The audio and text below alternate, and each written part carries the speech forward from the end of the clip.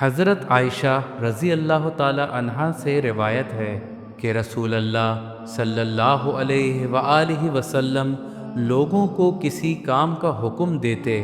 تو وہ ایسا ہی کام ہوتا جس کے کرنے کی لوگوں میں طاقت ہوتی۔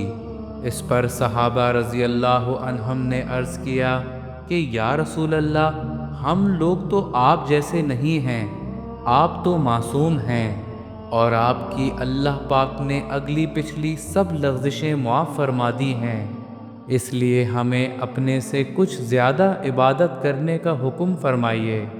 یہ سن کر آپ صلی اللہ علیہ وآلہ وسلم ناراض ہوئے،